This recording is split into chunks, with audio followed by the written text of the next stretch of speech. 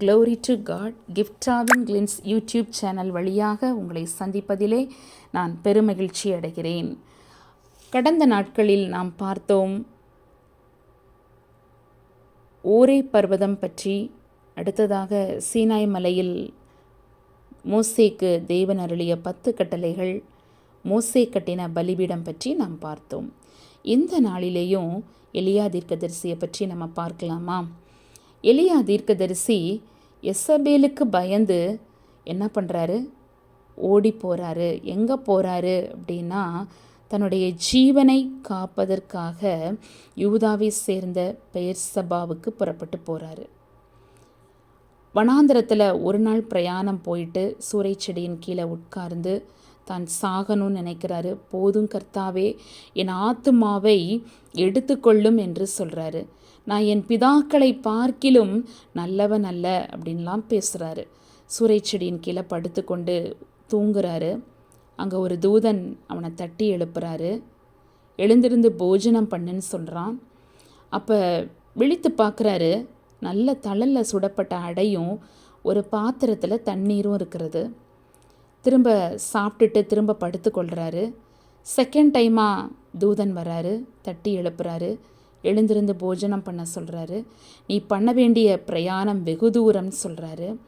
அப்போ திரும்பவும் எழுந்திருந்து புசித்து குடிக்கிறாரு. அந்த போஜனத்தினுடைய ஸ்ட்ரென்த்னால, பலத்தினால 40 days என்ன பண்ணுறாரு? இரவு பகல் ஓரேப் என்னும் தேவனுடைய பர்வதம் மட்டும் நடந்து போகிறாரு. அந்த ஓரே பர்வதத்தை தான் நம்ம இங்கே பார்க்குறோம். ஆல்ரெடி நான் காட்டியிருக்கிறேன் இல்லையா? இந்த ஓரே பர்வதத்தை நம்ம பார்க்குறோம். இப்போ இங்கேருந்து கொஞ்சம் தூரமாக நடந்து போகிறாரு. நம்ம கடந்த நாட்களில் பார்த்தோம். கடந்த வீடியோவில் சீனாய் மலை பற்றி பார்த்தோம். இங்கேருந்து அவர் செல்லக்கூடிய அந்த சீனாய் மலைக்கு போகிறாரு. அங்கே போய்கொண்டு இருக்கும் பொழுது அங்கே ஒரு கெபி காணப்படுகிறது. அங்கே பார்த்திங்கன்னா அந்த கெபிக்கு போய் தங்குறாரு. ஒரு நாள் நைட் ஃபுல்லாக அங்கே ஸ்டே பண்ணுறாரு. அங்கேயும் தேவன் பேசுகிறாரு. எலியா தீர்க்கதரிசிக்கிட்ட பேசுகிறாரு. எலியாவே, இங்கே உனக்கு என்ன காரியம் அப்படின்னு தேவன் கேட்குறாரு. அதற்கு எலியா சொல்கிறாரு, சேனைகளின் தேவனாகிய கர்த்தருக்காக வெகு பக்தி வைராக்கியமாக இருந்தேன். இஸ்ரவேல் புத்திரர் உமது உடன்படிக்கையெல்லாம் தள்ளிட்டாங்க. உம்முடைய பலிபீடங்களை இடிச்சிட்டாங்க. உம்முடைய தீர்க்கதரிசிகளை பட்டயத்தினால் கொன்று போட்டாங்க. ஆனால் நான் ஒருவன் மாத்திரம் மீதியாக இருக்கிறேன் அப்படின்னு சொல்கிறாரு. இப்போ ஏன் பிராணனையும் வாங்க தேடிட்டுருக்குறாங்க அப்படின்னு சொல்கிறாரு. அப்போ ஆண்டவர், இப்போ தான் அந்த பர்வதத்தை பார்க்குறீங்க, இந்த சீனாய் மலையை. இந்த டாப்பில் இருக்கிறது பாதாம் மரம், வாதுமை மரம் என்று சொல்கிறாங்க. இங்கே தான், இந்த கெபியில் தான் ஆண்டவர் பேசுகிறாரு. நீ பர்வதத்தில் நெல் அப்படின்னு சொல்கிறாரு. இந்த கெபியை பார்க்குறீங்க, ஒரு ஹோல் மாதிரி தெரியுது பாருங்கள். இந்த டாப்பில் இருந்து கீழே பார்க்குறீங்க, அந்த ஹோல் மாதிரி தெரியக்கூடியது. அதில் தான் எலியா தீர்க்கதரிசி தங்கி இருந்த இடம் பாருங்கள். அப்போ கர்த்தர் கடந்து போனாராம். கர்த்தருக்கு முன்பாக இந்த இடத்துல வச்சு பார்த்திங்கன்னா பர்வதங்களை பிளக்கிறதும் கண்மலையை உடைக்கிறதுமான பலத்த பெருங்காற்று அங்கே உண்டாகுது. காற்றில் கர்த்தர் இல்லை.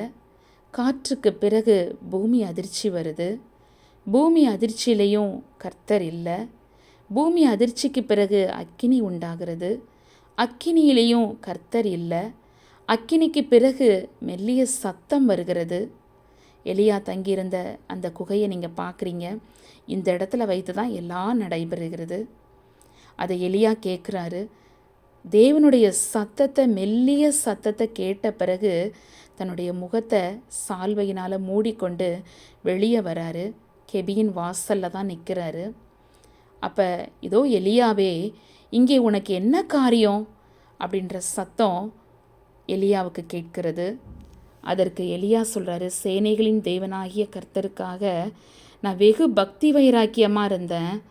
இஸ்ரவேல் புத்திரர் உமது உடன்படிக்கையெல்லாம் தள்ளிட்டாங்க. உம்முடைய பலிபீடங்களை இடித்து போட்டாங்க. உம்முடைய தீர்க்கதரிசிகளை பட்டயத்தினால் கொன்றுட்டாங்க. நான் ஒருவன் மாத்திரம் மீதியாக இருக்கிறேன். என் பிராணனையும் வாங்க தேடுறாங்க அப்படின்னு சொல்கிறாரு. அப்போ ஆண்டவர் சொல்கிறாரு, நீ தமஸ்குவின் வழியாக வனாந்தரத்துக்கு திரும்பிப்போ. ஆசகேல சீரியாவின் மேலே ராஜாவா அபிஷேகம் பண்ணு. இரண்டாவதாக சொல்கிறார் ஆண்டவர், யெகூவை இஸ்ரவேலின் மேலே ராஜாவா அபிஷேகம் பண்ணு. மூன்றாவதா சாப்பாத்தின் குமாரனாகிய எலிசாவை உன் ஸ்தானத்தில் தீர்க்கதரிசியாக அபிஷேகம் பண்ணுன. ஹல்லேலூயா. தேவ ஆவியானவர் நம்மோடு கூட இருக்கிறார். இதை கேட்டுக்கொண்டிருக்கிற எனக்கு அன்பானவர்களே, இந்த நாள்லையும் தேவன் வைத்திருக்கிற பெரிய காரியத்தை எலியா நினைத்து கூட பார்க்கல. அவர் ஒரு தீர்க்கதரிசி தான். ஆனால் பாருங்க, ரொம்ப அவர்கிட்ட இருந்த 3 காரியங்களை நான் இங்கே வைக்க ஆசைப்படுறேன்.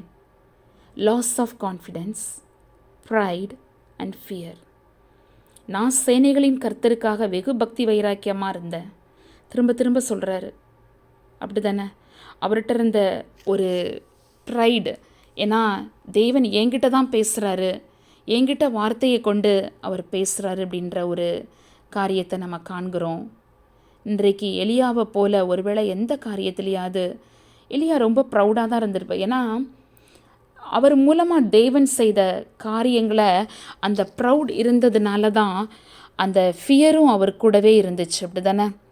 இதிலிருந்து நம்ம கற்றுக்கொள்கிறோம், ஆக்சுவலாக pride and fear come together. ஏன்னா இது ரெண்டுக்கும் ஒரு ரிலேஷன் இருக்கிறது.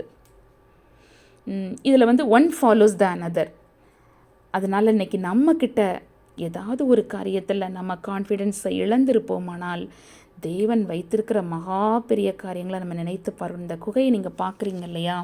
இந்த குகையானது நான் சொல்ல ஆசைப்படுறேன், ஜபல் அல் மக்லா அப்படின்னு இந்த மவுண்டனானது அழைக்கப்படுகிறது. இது 2nd ஹையஸ்ட் பீக்காக காணப்படுகிறதா அந்த லொக்கேஷனில்.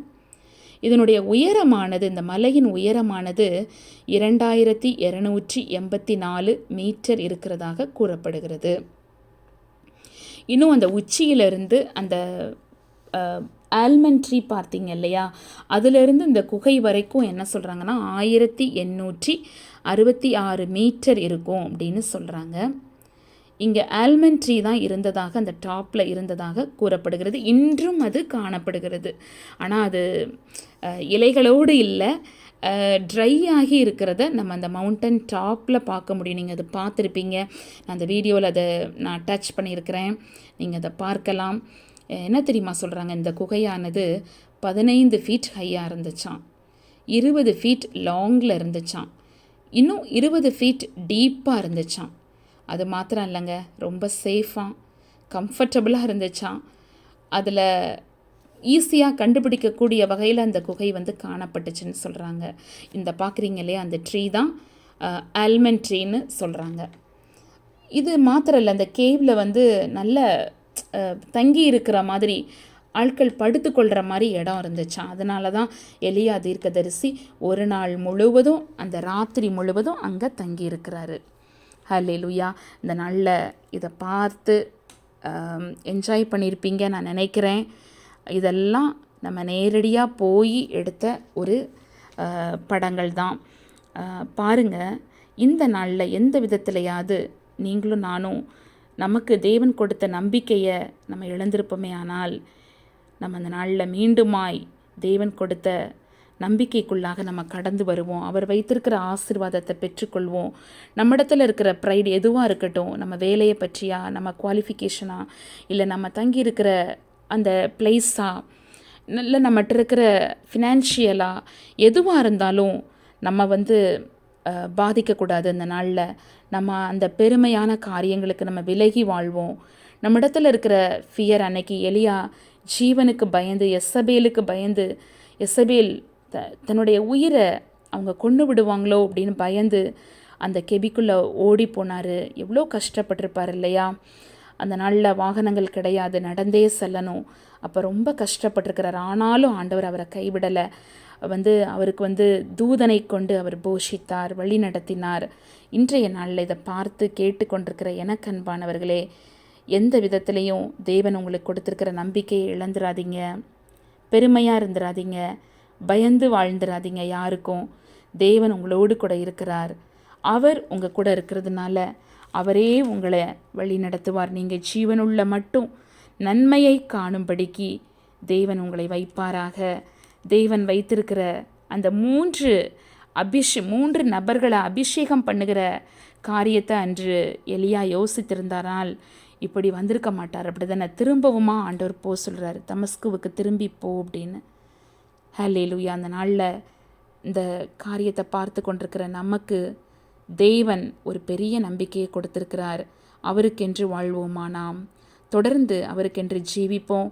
இந்த வீடியோவை பார்க்குற நீங்கள் தயவுசெய்து உங்களுக்கு தெரிந்த மற்ற எல்லாருக்கும் நீங்கள் இதை ஷேர் பண்ணுங்கள், கமெண்ட் பண்ணுங்கள், லைக் பண்ணுங்கள். தொடர்ந்து அடுத்த வீடியோக்காக நீங்கள் காத்திருங்க. நம்ம மீண்டுமா அடுத்த வீடியோவில் நம்ம சந்திப்போம். Until then, bye bye everyone. God bless you all.